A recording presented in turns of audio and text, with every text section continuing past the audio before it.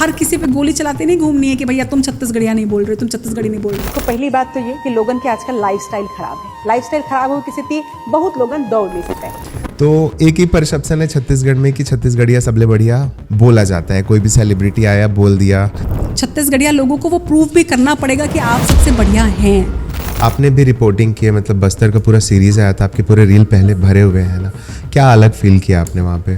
बस्तर के जर्नलिस्ट ने बहुत फेस किया है गोलियों के बीच में, क्योंकि ग्राउंड रिपोर्टिंग वहाँ पर करने जाना, नक्सलियों के साथ में भी बना के रखना सारी चीज़ें।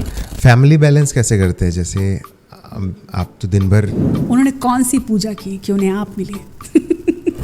नहीं, लेकिन ये शिव की पूजा से होता है। मतलब मेरी वाइफ ने भी रखा है 16 सोमवार। तो न्यूज़ चैनल में जैसे हम देखते हैं कि सारा मेहनत केवल एक वो इंसान कर रहा होता है जिसका फेस होता है वहाँ पे। लोगों को नॉर्मली लगता है ना कि एंकर बनना इज़ वेरी इजी। करना क्या होता है? सिर्फ पढ़ना होता है, टेलीप्रॉम्प्टर सामने होता है। ऐसा नहीं है। मतलब बाकी स्टेट में जैसे देखेंगे तो कम से कम 20-30 चैनल्स होते हैं उनके local regional channels, but Chhattisgarh में गिन के 3-4-5 ही होंगे। अभी आप देखिए, चाहे वो आज तक हो, चाहे वो जी हो, चाहे वो सहारा हो, चाहे वो ईटीवी हो, सबके एमपीसीजी है। आपको काफ़ी सारे छत्तीसगढ़ के फीमेल जर्नलिस्ट फॉलो करते हैं। लड़कियां ही हैं जो ये सिनेरियो बनाती हैं कि हाँ हम अच्छे दिखते हैं इसलिए हम कुछ भी कंटेंट देंगे तो चल सकता है।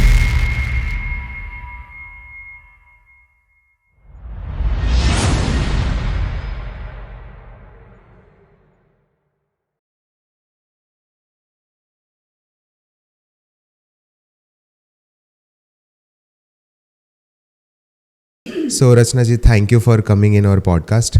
काफ़ी अरसे से हम आपको बुलाना चाह रहे थे, फाइनली आज टाइम मिला है हमें। फाइनली जितनी बार नहीं आ पाई उसके लिए माफ़ी, लेकिन आभार आपका कि आपने इंतज़ार किया। सो हम आपको हमेशा IBC के पर्दे पे देखते हैं, हमेशा आप न्यूज़ पढ़ते हैं बड़े ही बोल्ड वे में। तो मैं जानना चाहता हूँ कि आप इन सब चीज़ों के लिए प्रिपेयर कैसे करते हैं? आपकी लाइफ कैसी होती है? क्या दिन भर आप ऐसे ही परेशान रहते हैं? अच्छा, मतलब स्क्रीन पे हम परेशान लगते हैं? हाँ, मतलब टेंशन तो होता ही ऑब्वियसली जर्नलिस्ट। नहीं, एक्चुअली परेशान तो नहीं रहते हम लोग, लेकिन हमको ऐसे दिखाना होता है कि हम we are very serious and परेशान हैं। नॉर्मली एक जर्नलिस्ट की जैसे एक रूटीन होता है। हम ऑफिस पहुंचते हैं, ऑफिस पहुंचने के बाद सबसे पहला काम जो हमारा होता है दैट इज़ एंकर्स के लिए specially to take the makeup, और वहाँ से वो हमारा ट्रांजिशन शुरू हो जाता है। ऑफिस में एंटर करने के बाद वो मेकअप, वो अटायर लेने के बाद हम सारी चीज़ें भूल जाते हैं और वहीं से हमारी प्रिपरेशन शुरू हो जाती है। जैसे ही हम मेकअप लेते हैं और ब्लेज़र में आ जाते हैं तो समझ में आ जाता है कि हाँ अब एंकर बनने के लिए पूरी तरीके से तैयार है, क्योंकि उसके पहले हम एक नॉर्मल इंसान ही होते हैं। लाइक मैं जब तक ऑफिस नहीं पहुँची हूँ, I am a typical housewife, बिल्कुल वैसे ही। अगर कोई मुझे देखेगा तो पहचान भी नहीं पाएगा कि ओके आई एम रचना नीतीश, मैं बिल्कुल हाउसवाइफ की तरह रहती हूँ। तो वहाँ से ट्रांजिशन शुरू होता है। वो 1 घंटे का टाइम जो हमारा मेकअप का टाइम होता है, उस टाइम पे हम न्यूज़ सुन रहे होते हैं, पेपर पढ़ रहे होते हैं, एंड उसके बाद फिर हम देखते हैं कि हमारे बुलेटिन्स में क्या है और उस तरीके से प्रिपरेशन होती है। ओके, तो पूरा शेड्यूल पहले से डिसाइडेड रहता है? देखो, बुलेटिन जो हमारे होते हैं वो बुलेटिन पहले से डिसाइडेड होते हैं। हमको पता होता है कि हमें कितने बजे ऑफिस पहुंचना है और फिर हमारे बुलेटिन कितने बजे हैं, वो पहले से डिसाइडेड होता है। लेकिन खबरें डिसाइडेड नहीं होती हैं। खबरों का एक सेट होता है कि हाँ ये चीज़ बड़ी हुई, जैसे कल रात को जो भी चीज़ें बड़ी हुई हैं वो मॉर्निंग के बुलेटिन में आएंगे, लेकिन मॉर्निंग में जो हैपनिंग्स हो रही हैं वो इंस्टेंटली आएंगे। तो उसके लिए आप पहले से प्रिपरेशन नहीं कर सकते। इट्स लाइक कि खाना बन चुका है और मेहमान आ गए हैं 10। तो न्यूज़ चैनल में जैसे हम देखते हैं कि सारा मेहनत केवल एक वो इंसान कर रहा होता है जिसका फेस होता है वहाँ पे। जैसे तो पीछे कितने लोग लगे होते हैं? बहुत बड़ी टीम होती है, बहुत बड़ी टीम होती है। एंकर तो सिर्फ फेस होता है। हमारे पास देखिए रिपोर्टर्स होते हैं जो ग्राउंड से खबर लेकर आ रहे हैं। हमारे पास असाइनमेंट, इनपुट डिपार्टमेंट में एक बहुत इंपॉर्टेंट डेस्क होता है, that is assignment desk. Assignment जो होता है वो प्रायरली जो खबर आ रही है वो सबसे पहले असाइनमेंट के पास आती है। असाइनमेंट डेस्क उस चीज़ को ब्रेक करता है। ब्रेक करने के बाद वो दूसरे डिपार्टमेंट में जाती है, that is our department output में वो चीज़ पहुंचती है। उसके बाद डिसाइड होता है कि ये जो खबर है ये कितनी बड़ी है, कितना इम्पैक्टफुल है, इसे किस तरह से लेना है। फिर वो आती है हमारे पास, मतलब फिर वो आती है डेस्क के पास जहाँ से वो लिखी जाती है खबर। फिर लिखने के बाद आती है एक एंकर के पास। लेकिन एंकर का भी बहुत सारा रोल होता है। एंकर हम इसके बारे में भी बात करेंगे कि anchor is just not anchor जो सिर्फ स्क्रीन पे दिख रहा होता है। एंकर बहुत सारी चीज़ कर रहा होता है। लोगों को नॉर्मली लगता है ना कि एंकर बनना इज़ वेरी इजी। करना क्या होता है? सिर्फ पढ़ना होता है, टेलीप्रॉम्प्टर सामने होता है। ऐसा नहीं है, एंकर बहुत सारे काम करता है। तो क्या क्या वर्क होता है एक्चुअली जब आप स्क्रीन कैमरा फेस कर रहे हो? तो दिमाग में कितनी सारी चीज़ें रहती है जो आप नोट डाउन करके रखे रहते हो? Note down as of me तो कुछ भी नहीं करती हूँ मैं नोट डाउन, क्योंकि आप देखिएगा जो बुलेटिन्स होते हैं, सारे बुलेटिन्स हमारे वैसे भी नहीं होते हैं, सिटिंग वाले बुलेटिन्स भी नहीं होते, स्टैंडिंग बुलेटिन्स भी होते हैं और आपके हाथ में कभी पेपर नज़र नहीं आएगा। टेलीप्रॉम्प्टर ज़रूर होता है हमारे पास में, लेकिन ऐसे जॉट डाउन करके रखने वाली चीज़ बहुत ज़्यादा नहीं होती। लेकिन हाँ, एंकर की रिस्पॉन्सिबिलिटीज़ की अगर मैं बात करूँ तो इन जनरल लोगों के दिमाग में एक सेट है कि एंकर आता है, मेकअप लेता है और तैयार होता है, अच्छे कपड़े पहनता है, लिपस्टिक लगाता है, हील्स पहनता है, फीमेल एंकर्स, और उसके बाद फिर बस light camera and they start speaking, हाथ में रिमोट, वो टेलीप्रॉम्प्टर चल रहा है और आप पढ़ रहे हो। ऐसा नहीं रहता है। एक बुलेटिन में मान सकती हूँ क्योंकि फर्स्ट बुलेटिन में आपको टाइम नहीं होता है, बाकी सारे बुलेटिन जैसे मेरी डिबेट होती है पंचायती जो 3:30 बजे आती है, उसका टॉपिक बस मुझे मिलता है कि ये आपका टॉपिक है और ये इसका कंटेंट है, उसको किस तरीके से कुक करना है, किस तरीके से उसको पेश करना है, क्या ग्राफिक्स होंगे, क्या बयान आया है, वो बयान काटने से लेके उसके पैकेजेस बनाने से लेके उसमें जो ग्राफिक्स आप टीवी स्क्रीन पे देखते होंगे, कोई भी चीज़ चल रही होती है तो आपको एंकर दिख रहा होता है, एंकर के दिखने के बाद आपको स्क्रीन में विजुअल्स नज़र आते हैं, आपको बैंड्स नज़र आते हैं जिसमें लिखा होता है कि पूरी खबर क्या है, आपको ग्राफिक्स नज़र आता है जिसमें उस खबर की पूरी डिटेल होती है। तो ये सारा चीज़ बनाया जाता है और ये सारी चीज़ें एंकर उन सारी चीज़ों को करता है। डिपार्टमेंट्स अलग अलग होते हैं, जैसे ग्राफिक्स होता है वो हमारे ग्राफिक्स डिपार्टमेंट में बनता है, उसके लिए हमारी एक बड़ी टीम है। We have 50 people in our graphics department specially. हमारी आईबीसी की team is approx 300 people we are in that one building. Yes, 3 floor की हमारी बिल्डिंग है, उसमें लगभग 300 लोग हम काम करते हैं और वो सारे यही काम कर रहे होते हैं। तो एक बड़ी टीम है। ये सिर्फ एंकर एक्चुअली होता यही है, इसीलिए शायद हम जब जर्नलिज्म के स्टूडेंट से पूछते हैं आप क्या बनना चाहते हैं तो 70% लोगों का कहना होता है एंकर बनना चाहते हैं, क्योंकि उनको लगता है कि एंकर सबसे ग्लैमरस जो नज़र आता है वो एंकर नज़र आता है, लेकिन उसके पीछे जिम्मेदारी भी बहुत होती है। पिछले दिनों एक उनका आई गेस धर्मेंद्र जी का जो पहले वायरल हो गया कि उनका निधन हो गया है, उस टाइम पे बहुत ट्रोल किया गया। हाँ, वो फॉल्स न्यूज़ थी, उस टाइम पे बहुत ट्रोल किया गया अंजना ओम कश्यप को, जब ये बोला गया कि खबर गलत आ गई थी और उन्होंने गलत पढ़ा। वहाँ से हम समझ सकते हैं कि एंकर इतना बड़ा फेस होता है चीज़ों के लिए कि कुछ गलत भी करेगा तो भी लोग उसी को कहते हैं कि इसकी गलती, हम भी ये फेस करते हैं। लेकिन जब कुछ अच्छी चीज़ होती है तो भी लोगों को लगता है ये एंकर ही कर रहा है। डिबेट अच्छी होती है तो हमको लगता है ना अरे एंकर ने कितना अच्छा किया, लेकिन उसके पीछे बहुत बड़ी टीम होती है। सो हम आम पब्लिक जैसे एक चैनल को देखते हैं तो एक हमारा परसेप्शन होता है एक चैनल को लेके, आपका फेस देखा जो भी देखा, बट चैनल्स क्या देखती है, जैसे छत्तीसगढ़ की पब्लिक को देखेगी तो एक क्या परसेप्शन होता है कि हम किनको ये न्यूज़ सुना रहे हैं, किनको ये न्यूज़ दे रहे हैं। अलग अलग न्यूज़ के लिए अलग अलग ऑडियंस आपकी होती है, सारी डिवाइडेड होती है। अप टू 10 लाख की जो मतलब जहाँ पर पॉपुलेशन है उनका एक अलग ऑडियंस ग्रेड होता है। ऑडियंस की अलग अलग ग्रेडिंग होती है। आप शहर के लोगों के लिए बना रहे, इसीलिए देखिएगा जो न्यूज़ बुलेटिन्स होते हैं, बेसिकली न्यूज़ तो सभी सारे उस पर दिन भर चलता रहता है, लेकिन उसको सेगमेंटाइज किया जाता है। बुलेटिन्स होते हैं जैसे छत्तीसगढ़ी ऑडियंस है, आपको पता है ये छत्तीसगढ़ी ऑडियंस के लिए आपको स्पेशल बुलेटिन बनाना है, तो हमारे पास छत्तीसगढ़ी लैंग्वेज में छत्तीसगढ़ के लोगों के लिए स्पेशल बुलेटिन है जिसमें हम खबर भी दिखाते हैं। हमारे पास छत्तीसगढ़ के लोगों के लिए अलग से नॉर्मल न्यूज़ भी है। महानगर एक हमारा बुलेटिन है जिसमें सारे जो बड़े शहर हैं उनकी हम खबरें दिखाते हैं। मेरा शहर मेरी खबर है जिसमें छोटे शहरों की खबरें हम दिखाते हैं। फास्ट खबरें हैं जिसमें देश की दुनिया की हर तरह की खबरें दिखाते हैं। तो ऑडियंस को के हिसाब से हम प्लान करते हैं। न्यूज़ हमारे पास जितनी भी आ रही है उसके बाद उसको डिवाइड किया जाता है, कौन सी न्यूज़ किस टाइम स्लॉट पे किस बुलेटिन में जाएगी, क्योंकि वो डिवाइडेड है। एक पर्टिकुलर टाइम बैंड होता है, वो टाइम बैंड डिवाइडेड होता है कि इस पे इनके लिए दिखाना है। जैसे 4 बजे का टाइम डिवाइडेड है कि सिर्फ MP की न्यूज़ जाएगी, 4:30 डिसाइडेड है कि सिर्फ छत्तीसगढ़ की न्यूज़ जाएगी। तो ऐसे हम सेगमेंटाइज उसको करते हैं। हाँ, जो पब्लिक जिस टाइम पे एक्टिव है उस टाइम के हिसाब से बांटा। एक पूरी रिसर्च होती है कि किस टाइम पे लोग क्या देखना पसंद कर रहे हैं, उसके हिसाब से भी डिसाइड होता है। तो बहुत सारे फैक्टर्स होते हैं, इनसाइट्स होते हैं, उसके हिसाब से सीनियर्स डिसाइड करते हैं, एडिटर्स डिसाइड करते हैं। ये काम बहुत बड़ा है, इसीलिए कि मतलब छत्तीसगढ़ में थोड़े न्यूज़ चैनल्स कम है। मतलब बाकी स्टेट में जैसे देखेंगे तो कम से कम 20-30 चैनल्स होते हैं उनके local regional channels, but Chhattisgarh में गिन के 3-4-5 ही होंगे। काफ़ी सारे, लेकिन एक्चुअली मतलब इसके पीछे का रीज़न तो अभी मुझे भी एग्जैक्टली नहीं पता कि यहाँ पे रीजनल चैनल इतने कम क्यों है, लेकिन मुझे लगता है तभी भी काफ़ी ज़्यादा हैं। क्योंकि जी जो है जैसे वो जी छत्तीसगढ़ भी दिखाता है, मध्य प्रदेश भी दिखाता है साथ में। अच्छा, आप ये भी देखो ना कि मध्य प्रदेश को बने कितने साल हो गए हैं, हमें बने अभी कितने साल हो गए हैं, हमें सिर्फ 26 साल हुए हैं। और इन 26 सालों में अगर हमारे पास 5-6 भी बहुत बड़े चैनल्स हैं तो काफ़ी अच्छी पोजीशन पे हमें, और मुझे लगता है कि धीरे धीरे आगे आने वाले टाइम पे, और अभी आप देखिए चाहे वो आज तक हो, चाहे वो जी हो, चाहे वो सहारा हो, चाहे वो ETV हो, सबके MPCG है, MPCG सबका आपको मिलेगा। हाँ, ये अलग बात है कि उन्होंने यहाँ पर अपना स्टूडियो नहीं डाला, लेकिन वो भी बट यहाँ का न्यूज़ जाता है वहाँ पे। उनका स्पेशल अलग से पूरा का पूरा एक सैटेलाइट है, चलता है वो सारी चीज़ें, उनकी न्यूज़ अलग चलती हैं उसमें। तो आपको लगता है कि जैसे पहले न्यूज़ चैनल्स हम लोग मतलब जब बचपन में थे और बड़े होते तक न्यूज़ चैनल हम लोग बहुत देखते थे, बट अब न्यूज़ चैनल्स की थोड़ी विजिबिलिटी कम हो रही है जैसे जैसे इंस्टाग्राम और यूट्यूब बढ़ रहा है? हाँ, विजिबिलिटी तो कम हो रही है, लेकिन एक चीज़ अगर आप नोटिस करेंगे तो इट्स ऑल अबाउट क्रेडिबिलिटी। आप यूट्यूब में देख लीजिए वही खबर, आप इंस्टाग्राम पे देख लीजिए वही खबर, आपको सवेरे जब आपके घर पे बाई आती है तो भी आपको बता देती है अरे वहाँ पर वो हुआ मैंने सुना। लेकिन जब आपको क्रेडिबिलिटी देखनी होती है तो फिर then you switch to channels, क्योंकि चैनल्स की क्रेडिबिलिटी होती है। We work on that thing only. आप यूट्यूब चैनल कितना भी देख लीजिए, लेकिन यूट्यूब चैनल कभी भी आप शट डाउन करके कभी भी जा सकते हो ना। हालांकि अब बहुत अच्छी चीज़ है कि आप ब्रॉडकास्ट मिनिस्ट्री ये भी कर रही है कि अब यूट्यूब चैनल्स के लिए भी नियम आ चुके हैं, उनके लिए भी अब नियम होंगे, क्योंकि लगातार ये हो रहा है कि फॉल्स न्यूज़ कितनी ज़्यादा हो रही है और उसका खामियाजा जो है वो लोगों को भुगतना पड़ता है। एक व्यक्ति ने अपने यूट्यूब चैनल में डाल दिया कि पेट्रोल का प्राइस आज रात से 50 रुपये बढ़ने वाला है। अगर आपने भरोसा कर लिया तो पैनिक की सिचुएशन होगी। लेकिन वही चीज़ अगर चैनल के पास है तो चैनल पहले उसको देखेगा, चेक करेगा खबर कितनी ऑथेंटिक है, सही सोर्स से आई है कि नहीं, उसके बाद। तो ये जो जिम्मेदारी होती है ये डेफिनेटली चैनल्स को फॉलो करनी होती है। और इसीलिए कहीं ना कई बार देखेंगे हम कि यूट्यूब के थ्रू कुछ चीज़ें बहुत जल्दी वायरल हो जाती है। ये कुछ कई बार ऐसा भी होता है क्योंकि हम फैक्ट चेक में लगे होते हैं तो ब्रेकिंग्स वहाँ से जल्दी चली जाती हैं।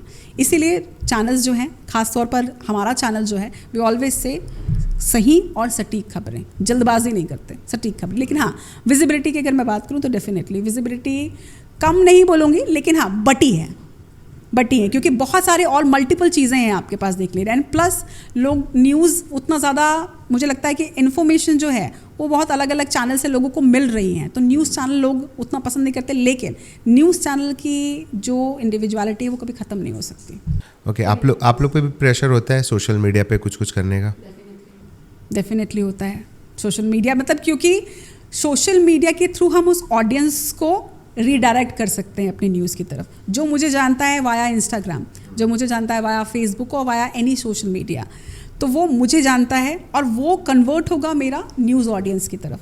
अगर वो मुझे जानता है या मुझ पे बिलीव कर रहा है, ट्रस्ट कर रहा है कि हाँ रचना जो बता रही है वो ऑथेंटिक होता है, तो जब वो मेरी न्यूज़ भी सुनेगा तो चलेगा लगेगा कि नहीं, आई नो दिस पर्सन। ऐसा होता है ना कि जैसे कि हमें कोई, जैसे हमको जिस पर ट्रस्ट होता है वो जब कुछ बोलता है तो हमको लगता है नहीं ये कह रहा है तो ये सही कह रहा है, तो वो ट्रस्ट बिल्डिंग हम वहाँ से करते हैं, डेफिनेटली करते हैं। इसका ही मतलब बेनिफिट होता है, जैसे कि अभिनव ने एक ललन टॉप पे वर्क करता था, फिर छोड़ के अपना पिंच स्टार्ट किया, और सौरभ द्विवेदी ने भी सेम, अगर उसको कहीं मतलब बातें ठीक नहीं लगी तो वो अपना, अगर सोशल मीडिया में है तो वो अपना छोड़कर कुछ नया स्टार्ट कर सकते हैं। ये भी एक मतलब बेनिफिट हो सकता है। डेफिनेटली बेनिफिट उनको होगा। हालांकि मतलब थोड़ा एंकर्स पे प्रेशर, सोशल मीडिया प्रेजेंस का डेफिनेटली थोड़ा सा प्रेशर होता भी है, वो करना भी चाहिए। मुझे लगता है कि समय के साथ आपको करना चाहिए। आप ये इन जनरल भी अगर आप देखें तो सोशल मीडिया मुझे लगता है कि आपको होना चाहिए आज की डेट में, आपको उसको एक्सेप्ट करना चाहिए। आपको ये नहीं बोलना चाहिए कि सोशल मीडिया में मैं नहीं हूँ, एंड आप क्योंकि बहुत कुछ मिस कर रहे हैं अगर आप सोशल मीडिया में नहीं, लेकिन एक लिमिट में। खैर ये तो बहुत डिबेटेबल टॉपिक है, कितना टाइम कितना। हाँ, क्योंकि बहुत ही रैपिडली, क्योंकि लास्ट 20 सालों में न्यूज़पेपर, मैगजीन्स और फिर टीवी चैनल्स, फिर सोशल मीडिया, मतलब इतने रैपिडली चेंज हो रहा है कि अभी और कोई गेस नहीं कर सकता कि नेक्स्ट अभी 10 सालों में क्या क्या नया चीज़ आने वाला है।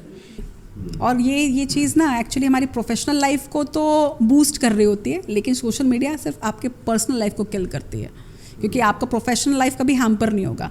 सोशल मीडिया में अगर मैं हूँ तो सोशल मीडिया से हमेशा मुझे मेरी प्रोफेशनल लाइफ के लिए बेनिफिट ही होगा। मेरी ऑडियंस बढ़ेगी ही, मेरे फॉलोवर्स बढ़ेंगे, वो मेरे प्रोफाइल में नज़र आएगा, बिकॉज एक सर्टन परसेंट उसका भी है। 10% हमारा KRA में ये भी देखा जाता है कि आपकी सोशल मीडिया अपीयरेंस कैसी है, लोग आपको ऐसे नाम से कितना जानते हैं, तो वो चीज़ मेरे प्रोफेशनल लाइफ को हमेशा बूस्ट करेगी। लेकिन उसमें जो टाइम मैं इन्वेस्ट कर रही हूँ वो मेरे पर्सनल टाइम को मैं इन्वेस्ट कर रही हूँ, तो इसलिए वहाँ पर लिमिटेशन भी ज़रूरी है। बट हाँ, फ़ायदा है, कुछ फ़ायदा है तो कुछ नुकसान भी है।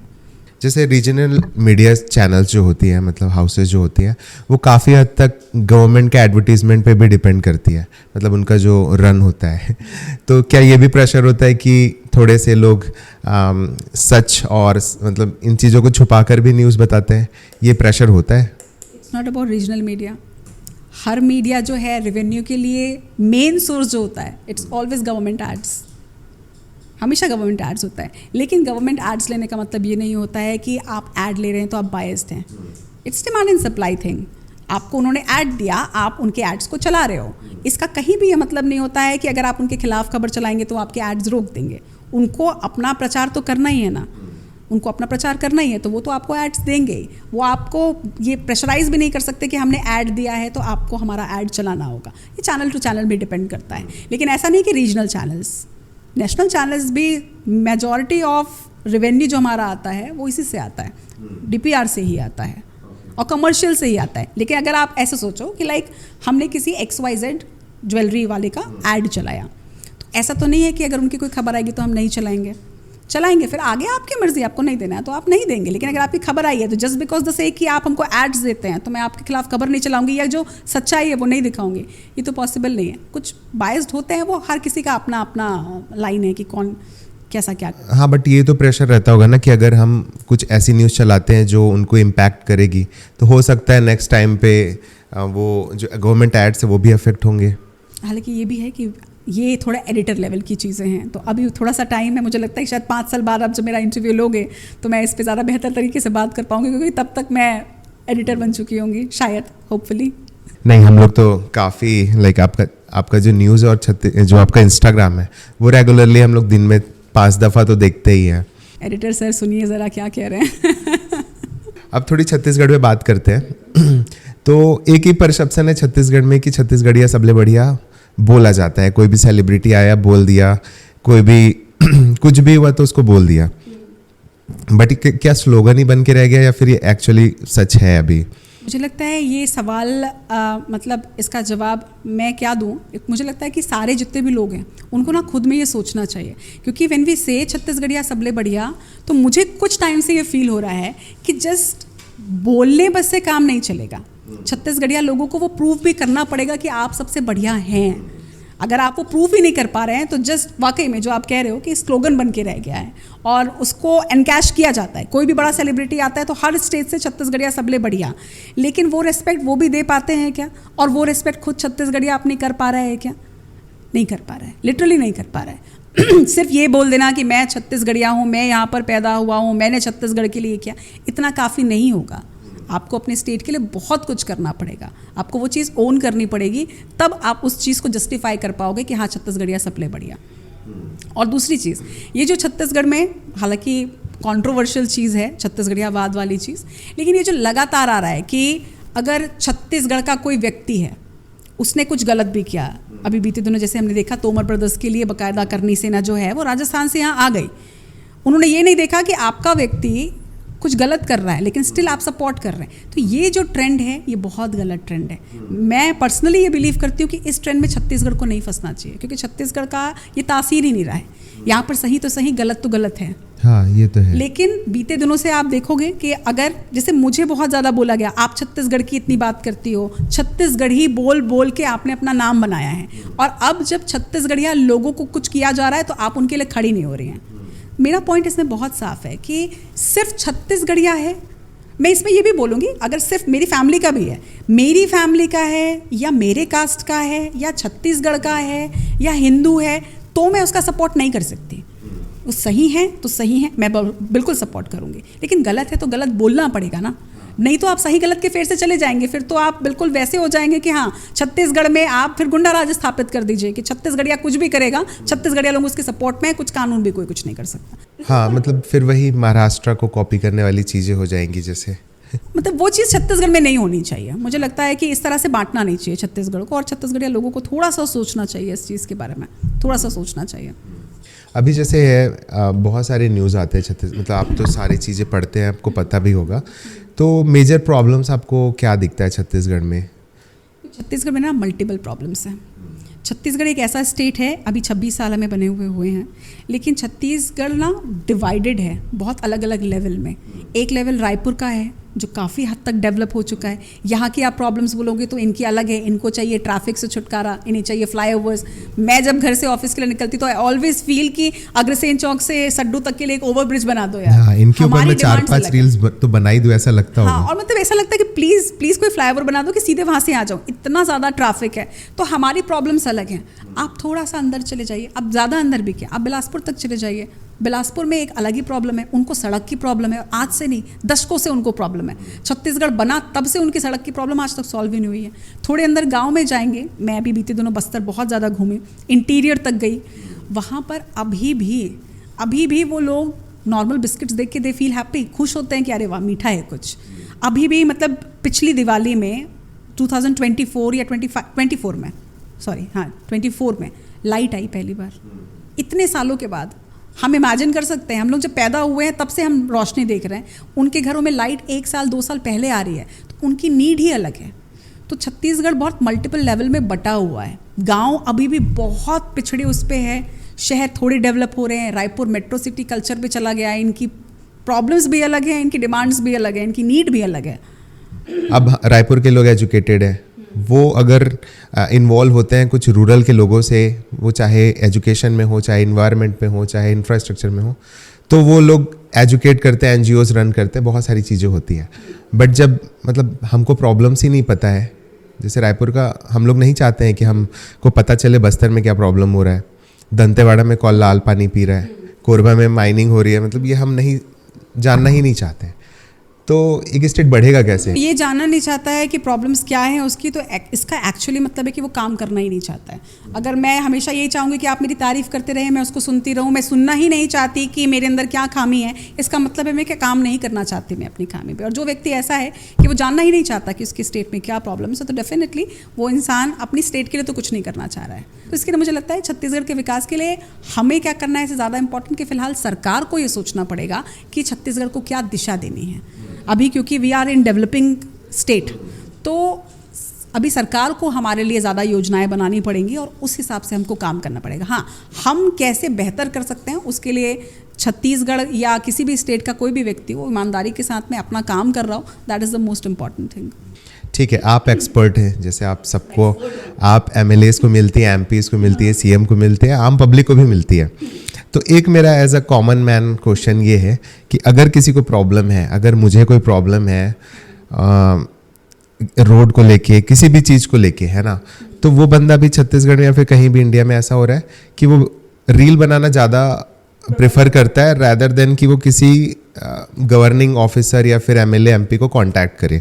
तो ये अभी अप्रोचेबल नहीं है ना। हाँ, अप्रोचेबल नहीं है ना। मैं चाहूँगी कि मेरी ये प्रॉब्लम है, मैं एक चिट्ठी लिख के किसी विभाग को दे दूँ कि ये मेरी प्रॉब्लम है, तो वो जाएगा, एक प्रक्रिया के थ्रू जाएगा कि मेरी चिट्ठी उनके डेस्क पे पहुंची, वहाँ से आगे बाबू के पास जाएगी, वहाँ से आगे किसी अधिकारी के पास पहुँचेगी, अधिकारी को लगेगा इसको एड्रेस करना है तो वो एड्रेस करेंगे, उसके बाद आगे उस विभाग के सीनियर के पास जाएगा या मंत्री के पास जाएगा, फिर उनको लगेगा कि एड्रेस करना चाहिए। तो लोग इसीलिए तो ज़्यादा आंदोलन कर रहे हैं। ओके, तो ऐसा कोई परफेक्ट एग्जाम्पल या परफेक्ट कोई रास्ता नहीं है इसका कि यार ये मैं कैसे बता सकती हूँ। हाँ, मुझे, आप एक्सपर्ट हैं, मतलब आपको आपने हमसे ज़्यादा सोचा इस बारे में।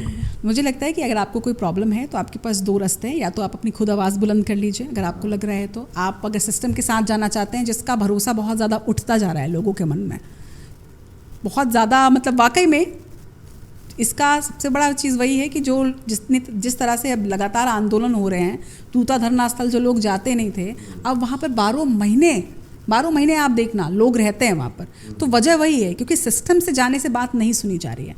तो इसका मेन ये है कि गवर्नमेंट को ये चीज़ सोचनी पड़ेगी। मतलब आप 2010-9 से कर रहे हैं जर्नलिज्म, बेसिकली बोलो तो 2008 से। तो आपने इस जो न्यूज़ आती है, जो इंसिडेंट्स हो रहे हैं, जो क्राइम्स हो रहे हैं, जो भी एक्टिविटीज़ हो रही है, इनको आपने कैसे देखा है? मतलब एज अ ग्राफ अगर आप बताना चाहें कि 2007 से ये चीज़ें कैसी बदली हैं न्यूज़ में रहते हुए। इसमें एस्पेक्ट भी बहुत चेंज हो जाएगा क्योंकि अभी मैं न्यूज़ इंडस्ट्री में हूँ। 2007 में जब मैंने मीडिया इंडस्ट्री से अपनी शुरुआत की थी, उस टाइम पे मैं रेडियो में थी। Radio all together is a very different mode.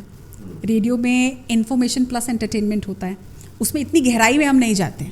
Politics उसमें उतना नहीं होता है जैसे मीडिया, मतलब इलेक्ट्रॉनिक मीडिया में, खासतौर पर न्यूज़ चैनल्स में, तो वी फोकस बिकॉज वहीं से सब कुछ होता है। पॉलिटिक्स में क्या हो रहा है, वहीं से सारी चीज़ें सरकारों से जुड़ती हैं, वहाँ से चीज़ें आती हैं। लेकिन रेडियो एंटायरली डिफरेंट है एंड मैंने रेडियो में ज़्यादा काम किया है। जैसे अभी मेरा यहाँ का 7 साल का है, लेकिन वहाँ का मेरा 9 साल का है, तो मैं उस इंडस्ट्री से ज़्यादा बिलोंग करती हूँ।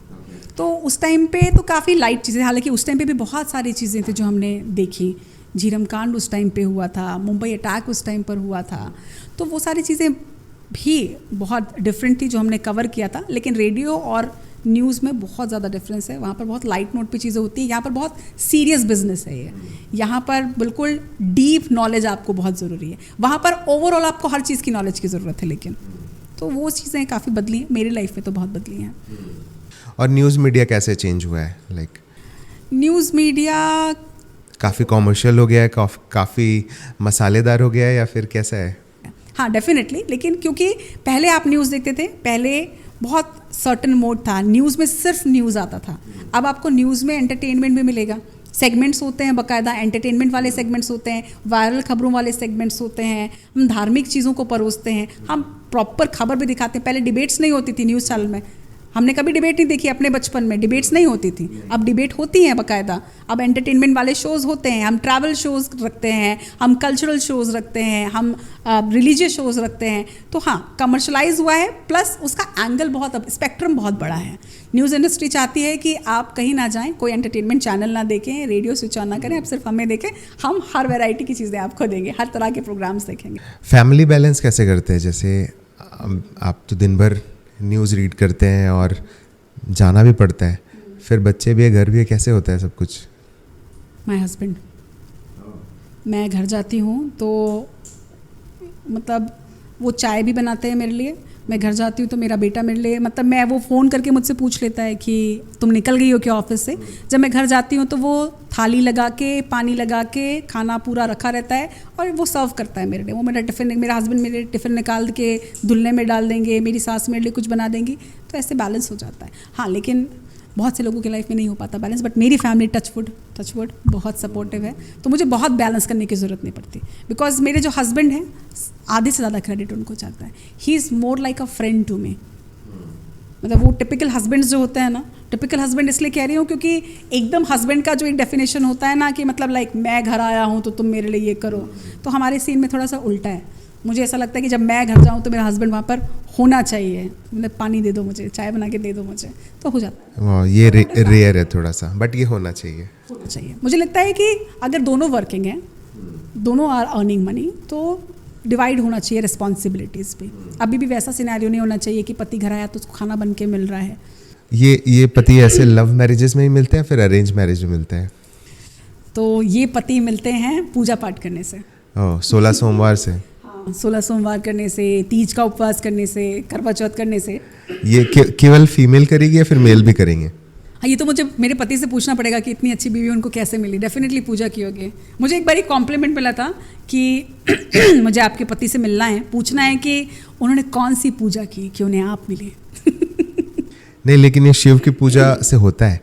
मतलब मेरी वाइफ ने भी रखा है 16 सोमवार और पूरा क्रेडिट उनको ही जाता है, शिव जी को। नहीं, डेफिनेटली यार, पूजा पाठ करने से कुछ तो होता है, कुछ और होता है कि नहीं होता है पता नहीं, लेकिन मुझे तो मेरा पति मिला है, लेकिन पूजा करने से नहीं मिला। मैं अपनी शादी की अगर बात करूँ तो मेरी टोटली लव मैरिज भी नहीं है, टोटली अरेंज मैरिज भी नहीं है। हम एक दूसरे को जानते थे और बहुत लंबे टाइम से जानते थे। हम एक दूसरे को 5 साल से जानते थे। मतलब उस दौरान मैंने अपने पति से पढ़ाई भी की है, क्योंकि मैंने बताया जैसे कि मैं MBA की तैयारी कर रही थी, तो मेरे हस्बैंड का कोचिंग इंस्टीट्यूट था, तो वो पढ़ाते थे, तो मैं उनके पास मैंने 1 आध महीने जाके पढ़ाई भी की है। लेकिन तब हमने वो क्लिक नहीं किया कि हाँ, वो नहीं था। हालांकि क्योंकि हम सेम कास्ट के थे, तो हम एक दूसरे को बहुत अच्छे से जानते थे। प्लस मेरी बेस्ट फ्रेंड के रिलेटिव नहीं बोलूँगी, मतलब डिपार्टमेंटल फ्रेंड्स वो थे, फैमिली फ्रेंड्स थे, तो वो उनके यहाँ आना जाना उनका था, तो मैं जानती ज़रूर थी, मैं एडमायर ज़रूर करती थी अपने पति को कि हाँ ये बहुत अच्छा व्यक्ति है, लेकिन मैंने ऐसा कभी नहीं सोचा था कि इनसे मेरी शादी होगी। आपको काफ़ी सारे छत्तीसगढ़ के फीमेल जर्नलिस्ट फॉलो करते हैं, सो कुछ एडवाइस भी दे दीजिए कि जर्नलिज्म और पर्सनल लाइफ को कैसे ये लोग बैलेंस करेंगे, कैसे खोजें। हाँ, फीमेल कोई प्रॉब्लम होता है, क्योंकि देखो एक तो ये चीज़ है कि मीडिया, जिससे बोलते हैं ना कि लड़की होने का आपको नुकसान ज़्यादा है कि फ़ायदा ज़्यादा है। मीडिया इंडस्ट्री में ना लड़कियां जो फेस करती हैं, हमको कभी कभी ऐसा लगता है कि यार लड़कियां हैं, सो ऐसा मतलब बहुत सी लड़कियां होती हैं जिनको ऐसा लगता है कि यार लड़कियां इसलिए हमको नहीं मिल रहे हैं। जैसे बहुत सी डिबेट्स होती हैं, ऐसा लगता है कि यार थोड़ा सा हार्ड टॉपिक है तो हमको नहीं दे रहे हैं, लेकिन एट द सेम टाइम कभी कभी ऐसा लगता है कि यार लड़कियाँ थोड़ी रियायत बरतो, नहीं बरती जाती। मीडिया इंडस्ट्री जेंडर डिस्क्रिमिनेशन करता ही नहीं है। वो आपको रात को भी भेजेगा, वो आपको और ड्यूटीज़ भी देगा, क्योंकि उनके लिए लड़का लड़की कुछ हिसाब किताब नहीं है। तो सबसे पहले तो अगर फीमेल जर्नलिस्ट हैं, जर्नलिस्ट बनना चाहती हैं, जर्नलिज्म में आना चाहती हैं, तो उनको ये चीज़ छोड़नी पड़ेगी कि मैं लड़की हूँ। एंड प्लस लड़कियों को इस एंगल से भी अपने आप को देखना पड़ेगा कि लड़कियां ही हैं जो ये सिनेरियो बनाती हैं कि हाँ हम अच्छे दिखते हैं इसलिए हम कुछ भी कंटेंट देंगे तो चल सकता है। आपको लड़की होने का बस एक टैग नहीं चाहिए, एक जर्नलिस्ट फीमेल जर्नलिस्ट, मतलब लगता है जर्नलिस्ट ही सिर्फ बनना चाहिए उनको, फीमेल जर्नलिस्ट का टैग नहीं लेना चाहिए कि फीमेल है जर्नलिस्ट है तो चलेगी और कुछ भी करेगी तो चलेगा, ये नहीं करना चाहिए। और क्या डिफरेंस होता है, जैसे आप स्टूडियो में एंकर है और एक जो होता है कि ऑन ग्राउंड रिपोर्ट करते हैं, बहुत सारे एंकर होते हैं जो ऑन ग्राउंड रिपोर्ट करते हैं। अच्छा मैं ये भी बताती हूँ, देखो दो अलग अलग डिपार्टमेंट होते हैं न्यूज़ इंडस्ट्री में। एक होता है इनपुट जो खबरें लेकर आता है, और एक होता है आउटपुट जो खबर आती है उसको आउटपुट मतलब उसको परोसते हैं हम उसके बाद। तो जो इनपुट डिपार्टमेंट है उसमें होते हैं रिपोर्टर्स, और जो आउटपुट डिपार्टमेंट में होते हैं वो होते हैं एंकर्स। जो स्टूडियो के अंदर हैं वो एंकर्स हैं। हम रिपोर्टिंग करने भी जाते हैं लेकिन जो रिपोर्टर्स होते हैं वो रिपोर्टर्स ही होते हैं। तो वो दोनों डिपार्टमेंट अलग है। रिपोर्टर्स के चैलेंजेस बहुत अलग हैं और एंकर्स के चैलेंजेस भी अपने बहुत अलग होते हैं। क्या क्या डिफरेंस होता होगा एक बेसिक जैसे बताना चाहे तो? देखो सबसे बड़ा डिफरेंस तो ये है कि उनका फील्ड वर्क बहुत ज़्यादा होता है। लोगों को लगता है कि यार रिपोर्टर्स दिन भर फील्ड में मारामारी कर रहे हैं, धूप में पसीना बहा रहे हैं, एंकर्स तो एसी में बैठ के बस खबरें पढ़ रहे हैं। ऐसा नहीं है, हमारे भी अपने बहुत सारे चैलेंजेस होते हैं। उनको दिखना अच्छा ज़रूरी नहीं है। आप कभी नहीं देखोगे कि कोई किसी रिपोर्टर को बोल रहा है अरे यार क्या कपड़े पहने, अरे यार कितना काला दिख रहा है या कितना गोरा दिख रहा है, इसके बाल अच्छे नहीं। लेकिन एंकर को आप हमेशा जज करेंगे। अगर मेरे बाल ऐसे हैं या फिर अगर ऐसे हो जाएंगे बोलेंगे यार ये आज अच्छी नहीं दिख रही है, तो वैसा जज किया जाता है। तो एंकर्स को प्रेजेंटेबल भी बहुत बनना पड़ता है और उसके लिए भी बहुत मेहनत करनी पड़ती है। मतलब हमारा एक बड़ा टाइम इस ग्रूमिंग में जाता है कि हमको प्रेजेंटेबल बनना है। रिपोर्टर्स के लिए वो चीज़ बहुत अच्छा है कि उनको उस तरीके से जज नहीं किया जाता। बट रिपोर्टर्स को लाइक थ्रेट भी बहुत ज़्यादा होता होगा कि कहीं पे उनका रिस्क बहुत ज़्यादा है क्योंकि वो आधी रात को आप कहीं जा रहे हैं, हम तो स्टूडियो के अंदर है तो एक कम से कम ये सेफ्टी है कि हमारा एक प्रीमाइसेस है, उसके बाहर गार्ड बैठा हुआ है। हम कुछ भी बोल रहे हैं, अगर किसी को कुछ गुस्सा आएगी भी या कुछ रिवर्ट करना भी है तो इधर सोशल मीडिया के थ्रू जा सकता है या फिर कमेंट्स कर सकता है या आवाज़ उठा सकता है अपनी या फ़ोन कर सकता है हमको। लेकिन वो तो सीधे पब्लिक के बीच होते हैं तो उनको रिस्क फैक्टर तो डेफिनेटली होता है। ये रिस्क बहुत ज़्यादा है। उनके अपने चैलेंजेस हैं डेफिनेटली और हमारे अपने चैलेंजेस हैं। तो छत्तीसगढ़ का भी कोई ऐसा स्टैटिस्टिक्स है कि यहाँ के रिपोर्टर्स जैसे अभी मुकेश चंद्राकर जी हैं तो वो भी छत्तीसगढ़ के ग्राउंड रिपोर्टर थे, अब उनके साथ मतलब हाँ जो हुआ, तो हमारे छत्तीसगढ़ का कुछ ऐसा ट्रेंड है यहाँ पे कि कुछ डिफरेंस होता होगा, बाकी स्टेट से ज़्यादा डेंजरस है या फिर ज़्यादा ईजी है, ऐसा कुछ? देखो ये मैं इसलिए नहीं बोल सकती क्योंकि दूसरी जगहों की रिपोर्टिंग मैंने उतनी देखी नहीं है, क्योंकि मैं रीजनल चैनल में शुरुआत से मैंने रीजनल चैनल में काम किया, नेशनल का कोई एक्सपोजर नहीं है, तो मैंने दूसरे स्टेट्स की रिपोर्टिंग नहीं देखी। लेकिन हमारे स्टेट में हाँ चैलेंजेस इसलिए भी ज़्यादा है क्योंकि हमारा जो स्टेट है अभी तो अब नक्सल मुक्त हुआ है ये, वरना आप सोचिए कि जो हम सिर्फ खबर पढ़ के हमको सुन के ऐसा लगता था कि यार वहाँ पर गोलियाँ चल रही हैं, उस बीच में हमारे रिपोर्टर्स वहाँ पर जाते थे, वो कितने चैलेंजेस फेस करते थे। तो वो एक बहुत बड़ा चैलेंज खासतौर पर छत्तीसगढ़ और बस्तर के जर्नलिस्ट ने बहुत फेस किया है गोलियों के बीच में, क्योंकि ग्राउंड रिपोर्टिंग वहाँ पर करने जाना, नक्सलियों के साथ में भी बना के रखना सारी चीज़ें, क्योंकि आपको बैलेंस वहाँ पर करना ही पड़ेगा, आपको उनके साथ बना के रखना ही पड़ेगा, वरना आप वहाँ पर सर्वाइव नहीं कर सकते हो। तो वो चैलेंजेस हमारे यहाँ के जर्नलिस्ट ने बहुत फेस किया, खास तौर पर बस्तर के जर्नलिस्ट को। तो एक बस्तर के जर्नलिस्ट को वाकई में सैल्यूट है। आपने भी रिपोर्टिंग की है, मतलब बस्तर का पूरा सीरीज़ आया था, आपके पूरे रील पहले भरे हुए हैं ना, क्या अलग फील किया आपने वहाँ पे? बस्तर ऑल टुगेदर एक तो बहुत, Bastar is very close to my heart. Bastar मेरा क्योंकि ससुराल भी है, मेरे हस्बैंड बस्तर के हैं, तो वो एक इमोशनल कनेक्शन है मेरा उस जगह से। और मैं बड़ी अच्छी चीज़ बताती हूँ कि मैं 2022 में पहली बार गई बस्तर। 2022 में मेरी शादी 2010 में हो चुकी थी, लेकिन 2022 में मैं पहली बार बस्तर जाने को तैयार हुई क्योंकि मैं बहुत डरती थी। तो मैंने बस्तर को बदलते हुए वहाँ से देखा है, मैंने उस पूरे बदलाव को देखा है। जब मैं पहली बार खुद गई तो वहाँ पर था वो खौफ था, क्योंकि आप आराम से कहीं पे भी नहीं घूम सकते थे। मैंने भी मतलब इंजीनियरिंग किया, फिर मैंने एमटेक के लिए केवल छत्तीसगढ़ में एक ही जीसी में होता है, एमटेक वो है जीसी जगदलपुर। मैंने रैंडमली फॉर्म फिल किया और मैं 2015 में पहुंच गया, बिना सुने बस में चढ़ के बस पहुंच गया। तब को देखा और अभी को देखा है मैंने। हाँ बहुत चेंजेस, क्योंकि हम जब मैं 2022 में पहली बार गई थी तो हम ऐसे नॉर्मल जो साप्ताहिक बाजार वहाँ तो लगते हैं, तो हम जब पहली बार गए थे तो बारसोर का बाजार लगा था। अब मेरे हस्बैंड को तो मालूम था, but he is okay with it, क्योंकि वो उनका पूरा बचपन बस्तर में बीता है, तो वो लोगों के लिए बहुत फेमिलियर ये सारी चीज़ें। उन्होंने मुझे बताया भी नहीं कि मैं डर जाऊंगी। तो हम बारसूर के बाज़ार में आराम से घूम रहे हैं, लेकिन फिर बारसूर के बाज़ार में मतलब जैसे घूम रहे थे तो कुछ लोगों का थोड़ा सा जिस तरह की एक्टिविटीज़ थी, तो हमें लगा कि अब यहाँ से निकल जाना चाहिए, तो हम चले गए। ऐसे ही जब इलेक्शन टाइम पे मैं कवर करने के लिए गई हुई थी, तब गीदम के बाज़ार में हमको बाकायदा बोला गया आप लोगों को यहाँ पर बहुत देर तक नहीं रहना चाहिए। अब जब हम जाते हैं ऐसा कुछ नहीं होता, क्योंकि अभी हम दिवाली के टाइम पे हम लोग जब गए थे तो अंदर तक के गांव गए थे, जो मैंने अभी थोड़ी देर पहले आपको बताया कि ऐसे भी गांव है जहाँ 1 साल पहले बिजली आई है। मुदवेंडी गांव का नाम है, बीजापुर के एकदम अंदर की तरफ पड़ता है। अभी 1 साल पहले वहाँ पर वो कनेक्टिविटी आई है, रोड्स आई क्योंकि कैंप खुल गया। तो वो पूरा बदलाव जो है बस्तर में वो अब नज़र आता है। आई होप फिंगर क्रॉस कि अब बस्तर बहुत डेवलप करेगा। ओके, जो भी ये न्यूज़ सुनता है कि बस्तर नक्सल मुक्त हो गया है, तो सेकंड स्टेटमेंट उसका ये होता है कि अब वो इंडस्ट्रियलिस्ट के हवाले हो जाएगा, है ना। तो आपको कितना लगता है ये सच कि अब वहाँ पूरी इंडस्ट्रीज़ ही कब्जा कर लेगी, जैसे कोरबा और मैनपाट अंबिकापुर में हो चुका है?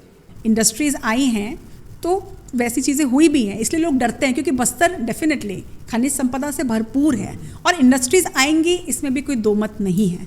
लेकिन आप ये सोचो कि आज जहाँ पर हम रह रहे हैं, ये 20 साल पहले ये जगह भी तो कुछ रही होगी ना, यहाँ पे भी पौधे ही रहे होंगे, पेड़ ही रहे होंगे, जंगल ही रहा होगा। लेकिन जंगल कटे ना, तो आप विकास करोगे तो जंगल तो कटेंगे, लेकिन हाँ, जिसे अंधाधुंध काटते हैं वो नहीं करना चाहिए। एक बैलेंस आपको बनाना चाहिए आपकी प्रकृति के साथ में, अदरवाइज नहीं हो पाएगा। तो सिर्फ इंडस्ट्रीज तो नहीं आएंगी, वहाँ के लोगों के से बात करनी पड़ेगी। मुझे लगता है कि जो मैं कह रही हूँ चैलेंज, तो वो चैलेंज अभी बहुत बड़ा है। एक तरफ आपको जो समर्पित नक्सली हैं उनको आपको पुनर्वास भी देना है, उनकी आपको विचारधारा आइडियोलॉजी भी बदलनी पड़ेगी, क्योंकि अभी उन्होंने हथियार छोड़े, आइडियोलॉजी तो बदली नहीं है। आइडियोलॉजी बदलने में इतना कम समय नहीं लगेगा कि आपने सरेंडर कर दिया and now okay good to go, ऐसा नहीं होता। एक कदम बढ़ाया, हम बोलते हैं ना जैसे ब्रेकिंग पढ़ते हैं तो मुख्य धारा की ओर एक कदम बढ़ाया है, अभी बहुत लंबा रास्ता है उनके साथ। ये एक बहुत बड़ा चैलेंज है बस्तर के लिए। बस्तर के लोग क्या चाहते हैं वो बहुत बड़ा चैलेंज है। हम जब ग्राउंड रिपोर्टिंग कर रहे थे तो हमने बहुत से लोगों से बात की, वो नहीं चाहते, उनको चाहिए ही नहीं बहुत ज़्यादा पक्की सड़क बना दो, बड़ी बड़ी चीज़ें बना दो, बड़ी बड़ी बिल्डिंग्स, मॉल्स, पब्स, उनको नहीं, डरते नहीं, उनको चाहिए ही नहीं। They are very happy with the way they are living. हाँ, उसका ये भी है कि उनको बेसिक से भी उतना मतलब वो नहीं है, ठीक है पानी रहे बिजली रहे चल जाएगा, लेकिन उनको थोड़ा समझाना भी पड़ेगा। उनको अभी उन्होंने वो चीज़ देखी नहीं है, इसलिए शायद उनको उतना आइडिया नहीं है, लेकिन समय के साथ बदलना तो पड़ेगा।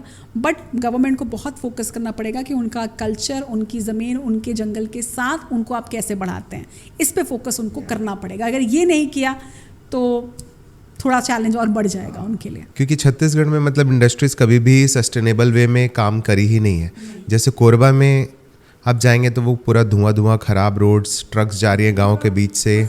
वहाँ के लोग जिनके हम यहाँ से बैठ के आप और मैं बात कर सकते हैं, जो वहाँ बैठा हुआ है, जिसका घर है, जिसकी ज़मीन है, वो कैसा फील कर रहा होगा और वो क्या चाहता है, दैट इज़ वेरी इंपॉर्टेंट। ये चीज़ समझनी पड़ेगी कि वहाँ के लोग चाहते क्या हैं। एक तरफ हम लोग बोलते हैं कि जैसे छत्तीसगढ़िया लोग बहुत सिंपल होते हैं, सिंपल चीज़ों को पसंद करते हैं, कोई लड़ाई झगड़ा नहीं करते हैं। बट हम लोग जब रील बनाते हैं, जैसे हमारे पॉडकास्ट में भी और आपके भी मैंने वीडियोस देखे, तो उसमें कुछ भी अगर हो गया तो खूब गालियाँ पड़ती हैं छत्तीसगढ़ियों से। तो छत्तीसगढ़ियों का बिहेवियर भी क्या चेंज हो रहा है धीरे धीरे? देखिए छत्तीसगढ़िया लोग वैसे वाकई में छत्तीसगढ़िया की पहचान ही है ना। लोग यहाँ पर जो हम लिस्ट में भी आए हैं ईज़ ऑफ लिविंग के लिए, वो इसीलिए आए क्योंकि यहाँ के लोग एक्सेप्ट बहुत जल्दी करते हैं और टेंशन नहीं लेते हैं। टेंशन तो अब ले रहे हैं बहुत, अब ले रहे हैं बहुत। एक्चुअली यहाँ के लोगों में एक ट्रेंड जो नज़र आ रहा है, इनको लग रहा है कि इनके कल्चर की, इनकी लैंग्वेज की, इनके छत्तीसगढ़ की का अपमान हो रहा है। और मुझे लगता है ये किसी कहीं ना लोगों को हिट कर रहा है। और इसी वजह से वो जो होता है ना कि वो जो घायल शेर वाली जो चीज़ होती है, ये घायल है तो फिर वो कहीं पर भी किसी पर भी वार कर देगा, ये वैसा हो रहा है। कहीं से इन्होंने मतलब इनको थोड़ा सा हर्ट हुआ है कि छत्तीसगढ़ी लोगों की वो रिस्पेक्ट नहीं है, तो वो जो चीज़ है वो अब कोई भी अगर करता है तो वो उसमें नज़र आता है। मेरे में ही नज़र आता है। मैं छत्तीसगढ़ की हूँ, मैंने हमेशा से मतलब मैं ये नहीं बोलती कि मेरी छत्तीसगढ़ी बहुत अच्छी है। मैं इसलिए मैं कभी मन भी करता है कि नीचे डिस्क्लेमर डालूं कि मैंने ये कहीं नहीं लिखा कि मैं सिर्फ छत्तीसगढ़ी में ही बोलूँगी। मैं ट्राई कर रही हूँ, मैं छत्तीसगढ़ी बोलती हूँ, लेकिन मेरे ससुराल में छत्तीसगढ़ी उतना नहीं चलता बस्तर के, क्योंकि बस्तर में आपको भी पता है बस्तर में छत्तीसगढ़ी नहीं, हल्बी गोंडी चलती है या फिर हिंदी चलती है। वहाँ छत्तीसगढ़ी बोलोगे तो कोई नहीं समझने वाला वहाँ पर। तो छत्तीसगढ़ी मेरी उतनी स्ट्रांग नहीं है, लेकिन लोग अभी वहाँ पर मेरे वर्ड्स बहुत कैच करते हैं। कमेंट्स अगर आप, जैसा आपने भी बोला, कमेंट आप देखोगे तो कैच करते हैं कि आपने इंग्लिश का वर्ड बोल दिया, आपने छत्तीसगढ़ी का वर्ड नहीं बोला, आपने हिंदी इसमें मिक्स कर दिया है, पहले जाओ ठीक से सीख के आओ। ये छत्तीसगढ़िया लोगों का कल्चर नहीं था, लेकिन अब ये ट्रेंड बढ़ता जा रहा है। अब ये चीज़ जैसे कोरोना बाहर से आई थी, वैसे ही ये वायरस भी छत्तीसगढ़िया लोगों में बहुत आ रहा है। मुझे लगता है कुछ सेट ऑफ पीपल हैं जो सिर्फ बैठ के यही कर रहे हैं, उनका काम ही यही है। एक सेल होगा, डिपार्टमेंट होगा, जो यही देखता होगा किसने छत्तीसगढ़ी के साथ हिंदी मिक्स करी, पकड़ो उसको, ट्रोल करो उसको। हाँ, बट ये भी लगता होगा ना आपको कि छत्तीसगढ़ी ठीक है, आप करेक्ट कर रहे हैं, हम सीख भी रहे हैं भाषा, मतलब मैं तो ऑलरेडी छत्तीसगढ़ी हूँ, लेकिन क्या बस बोलना ही काफ़ी होता है, या फिर आप कुछ करें, आप अपने गांव के लिए करें, आप अपने स्टेट के लिए करें? अगर आप जाके देखोगे ना, तो जो आपको कमेंट कर रहे हैं ना, मेरी कई बार आदत है, क्योंकि इंसान कभी कभी इरिटेट हो जाता है ना चीज़ों से, तो मैं चेक करती हूँ कि वो लोग कौन हैं। आप जाके देखोगे तो उनका प्रोफाइल आपको समझ में ही नहीं आएगा। आप मतलब they are doing nothing in their life, they just sitting in their home, आराम से बैठ रहे हैं आराम से, और बस कमेंट कर रहे हैं, क्योंकि वो फ्रस्ट्रेटेड हैं, वो अपनी लाइफ में कुछ नहीं कर पाए, वो कहीं और कुछ आवाज़ नहीं उठा पाए, तो उनको एक मोड मिला, सोशल मीडिया, कोई अच्छा कर रहा है वहाँ पर नीचे जाके आप कमेंट कर दीजिए। वो नहीं करना चाहिए मुझे लगता है, लेकिन लोग कर रहे हैं, तो ये ट्रेंड तो वाकई में बदल रहा है, लेकिन ये अच्छा नहीं है। क्योंकि फिर आप जैसा बोलते हैं कि छत्तीसगढ़ियों की जो पहचान है, बहुत भोले भाले होते हैं, बहुत अच्छे लोग होते हैं, किसी को भी एक्सेप्ट करते हैं, वो एक्सेप्टेंस तो है ही नहीं ना आज की डेट में। ये भी गलत है। अगर कोई छत्तीसगढ़ में पैदा हुआ है और बोलता नहीं है और वो ओलंपिक जीत के ला रहा है, बट उसने अगर लैंग्वेज यूज़ नहीं किया छत्तीसगढ़ का, तो उसको ट्रोल किया जाएगा। बहुत गलत है, ये गलत है ना। एक्चुअली लोग, मैंने बोला ना कि वो लोग हर्ट हैं एक्चुअली, ये हर्ट हुए नहीं हैं, ये जो हर्ट है ना वो प्लांट किया गया है, ये प्लांट किया गया लोगों में। इस चीज़ को ज़बरदस्ती बढ़ाया जा रहा है कि लोग देखो छत्तीसगढ़ के लोगों को वो नहीं देते, भाव नहीं देते, बाहर के लोग आके, आपके सीनियर्स हैं, आपके ऊपर जो हाई लेवल में हैं वो बाहर के लोग हैं, छत्तीसगढ़िया लोगों को दबाया जा रहा है, कुचला जा रहा है, आपकी संस्कृति आगे नहीं बढ़ रही है, लोग आपका मजाक उड़ाते हैं कि छत्तीसगढ़िया तो बाई लोग बोलते हैं, रिक्शा वाले बोलते हैं। ऐसा बोल बोल के ये लोगों के दिमाग में भरा जा रहा है। छत्तीसगढ़िया लोगों को ये समझने की बहुत ज़रूरत है कि हम जैसे हैं, हम बहुत अच्छे हैं, हमको ज़बरदस्ती हर्ट होके, फ्रस्ट्रेट होके हर किसी पे गोली चलाते नहीं घूमनी है कि भैया तुम छत्तीसगढ़िया नहीं बोल रहे, तुम छत्तीसगढ़ी नहीं बोल रहे। छत्तीसगढ़ी लोगों को पावरफुल बनने की ज़रूरत है, मतलब एजुकेशन में, फाइनेंस पे। हाँ, एग्जैक्टली। मतलब आप ये सोचो कि मुझे ये चीज़ बहुत बुरी लगती है, क्योंकि ये एक बेसिक बना हुआ है कि अगर जब हम ये बोलते हैं ना, कुछ छत्तीसगढ़ी लोग जब ये बोलते हैं कि बाहर के लोग हर्ट फील करते हैं कि भैया बाहर के लोग आके हमारे बॉस बन रहे हैं, आप में वो काबिलियत होती तो आप वहाँ पे होते ना। आप अपने ऊपर काम ही नहीं कर रहे हो, आप सिर्फ बैठ के बस नाम जप रहे हो कि भैया मैं छत्तीसगढ़िया हूँ, छत्तीसगढ़ का सब कुछ मुझे मिलना चाहिए, छत्तीसगढ़ की नौकरी मुझे मिलनी चाहिए, छत्तीसगढ़ के संसाधन मुझे मिलने चाहिए। आप सिर्फ नाम जप रहे हो, आप अपने ऊपर काम करिए ना, आप आगे बढ़िए ना, आप प्रूव कीजिए ना। छत्तीसगढ़िया लोगों के साथ अगर भोला भाला वर्ड जुड़ा है, तो छत्तीसगढ़िया लोगों के साथ ये भी जुड़ चुका है कि they don't want to grow, काम करना ही नहीं चाहते। जबकि हम ऐसे बहुत सारे छत्तीसगढ़ी लोग को जानते हैं जिनकी बड़ी बड़ी इंडस्ट्रीज है रायपुर में, जो एक्सपोर्ट कर रहे हैं, बड़े बड़े ऑफिसर्स हैं, इवन नासा और टेस्ला जैसे कंपनीज में छत्तीसगढ़ी हैं। वो लोग हैं जिन्होंने अपने आप ऊपर काम किया, जो सिर्फ जैसे होते हैं ना कि मैं अच्छे घर में पैदा हुआ, मैं कुछ नहीं करूँगा, मैं छत्तीसगढ़िया पैदा हुआ, अब मैं कुछ नहीं करूँगा और सरकार मेरे को देती जाएगी, मैं आगे बढ़ता जाऊँगा। ऐसे तो नहीं हो सकता ना, आपको काम करना पड़ेगा ना अपने ऊपर। सो लास्ट क्वेश्चन कि like how you see Chhattisgarh in a good shape, मतलब एक अच्छा छत्तीसगढ़ कैसा होगा आज से 5 साल बाद, 10 साल बाद? आप डेवलप करिए, लेकिन आपके जो कल्चर हैं, आपकी जो वैल्यूज़ हैं, और अपने आप को बढ़ाते हुए, अपने स्टेट का रिस्पेक्ट को बढ़ाते हुए आप उसके बाद आगे बढ़िए। मुझे लगता है कि ये करना चाहिए, और इसके लिए बहुत ज़रूरी है, क्योंकि हमने पहले ही स्टार्टिंग में बात की कि छत्तीसगढ़ अभी मल्टीपल लेवल्स में बढ़ा हुआ है। गाँव बहुत पीछे हैं, कुछ शहर बहुत आगे बढ़ गए हैं, कुछ शहर, अच्छा ये भी देखो आप कि आप रायपुर, बिलासपुर 2 शहर और भिलाई 3 शहर नज़र आते हैं इतने बड़े स्टेट में। उसके बाद Korba is in bad situation, Raigarh उतना डेवलप्ड नहीं है, और बाकी सिटीज़ को जानते ही नहीं हो आप, याद ही नहीं आता आपको नाम वैसा, क्योंकि वो बड़े ही नहीं। अंबिकापुर आप जाइए, आपको मतलब ऐसा लगेगा हाँ थोड़ा कस्बाई शहर है, पूरा शहर भी नहीं लगता। जगदलपुर थोड़ा डेवलप कर रहा है, लेकिन जगदलपुर में भी अभी भी वो चीज़ बची हुई है, डेवलप करना बहुत बाकी है। जबकि सब में अलग अलग पोटेंशियल है, मतलब कोई सेम नहीं है। बिल्कुल, बहुत पोटेंशियल बाकी है वाकई में, तो बहुत काम करने की ज़रूरत है। सो बहुत अच्छा पॉडकास्ट था, बहुत इन्फॉर्मेटिव था, और पहली बार बहुत बड़े चैनल के बहुत बड़े एंकर से बातचीत करने का मौका। मेरे लिए बहुत बड़ा चैनल है, बहुत बड़ी एंकर नहीं है। नहीं, आपको बहुत टाइम से फॉलो कर रहे हैं हम लोग। So thank you so much for joining us. Yes, thank you so much मुझे बुलाने के लिए। बहुत लंबा टाइम मैंने लिया, 1.5 साल का वक्त लिया आने के लिए, लेकिन देर आए दुरुस्त आए। और अब मुझे लगता है आती रहूँगी मैं। एडिटर बनने के बाद तो आप फिर से लेने ही वाले हो मेरा। हाँ बिल्कुल, हम आपके ऑफिस आके लेंगे फिर। बिल्कुल ज़रूर आइए। इनफैक्ट आई विल इनवाइट कि आप लोग आइए और देखिए कि किस तरीके से वर्किंग होती है, क्योंकि इसे समझने में बहुत आसानी हो, सीखने में भी। Thank you so much Manish, thank you and thank you to the team.